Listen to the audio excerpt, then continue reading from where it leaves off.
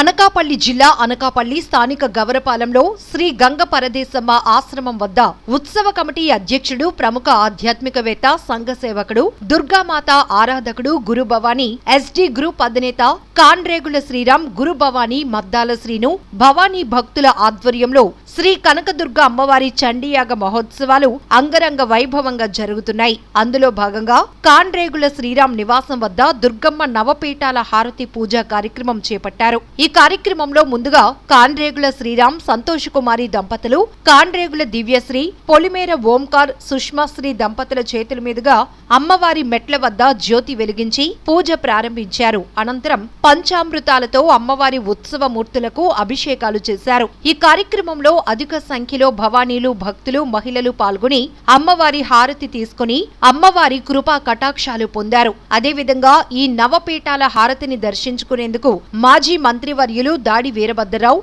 మాజీ శాసన సభ్యులు పీలా గోవింద సత్యనారాయణ, అలాగే డైట్ ఇంజనీరింగ్ కాలేజ్ చైర్మన్ దాడి రత్నాకర్, అచ్యుత దంపతులు, ఏపీ రాష్ట్ర inland water authority board chairman Dantuluri Dilip Kumar, GVMC 80 ward corporator Konathala Neelima Bhaskar దంపతులు, GVMC 81 ward corporator Peela Lakshmi Soujanya Rambabu దంపతులు, వైసీపీ జిల్లా గ్రీవెన్స్ విభాగం అధ్యక్షుడు డాక్టర్ విష్ణుమూర్తి, ప్రముఖ దేవస్థానం చైర్మన్లు కొనతాల మురళి, కేఎం నాయుడు, ఆళ్ల నాగేశ్వరరావు, ప్రముఖులు, నాయకులు వచ్చి అమ్మవారి హారతిని దర్శించుకున్నారు. అనంతరం పూజా ప్రాంగణంలో కాండ్రేగుల శ్రీరామ్ సొంతంగా రచించిన ఆధ్యాత్మిక వసుదైకవం అనే ఆధ్యాత్మిక పుస్తకాన్ని దాడి రత్నాకర్, అచ్యుత దంపతుల చేతుల మీదుగా ఆవిష్కరించారు. ఈ సందర్భంగా ఉత్సవ కమిటీ అధ్యక్షుడు గురు భవానీ కాండ్రేగుల శ్రీరామ్ మాట్లాడుతూ లోక కళ్యాణార్థం అనకాపల్లి గవరపాలెం గంగిరేవు చెట్టు వద్ద శ్రీ గంగ పరదేశమ్మ భవానీ భక్తుల ఆశ్రమం వారి ఆధ్వర్యంలో చండీయాగ మహోత్సవాలు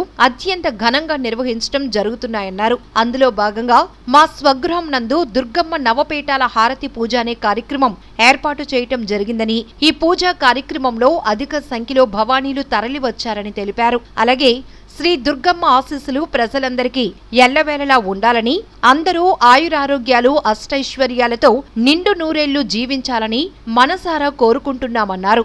ఈ కార్యక్రమంలో కమిటీ సభ్యులు K Subbu, K Venkata, B Vara, V Mahesh, M Gopi, B Adi, M Subbu, P Yugandhar, K Samba, B Gangadhar, D Kumar, K Shankarrao, Sri Ganga Paradesamma ఆశ్రమం భక్తులు, మహిళలు తదితరులు పాల్గొన్నారు.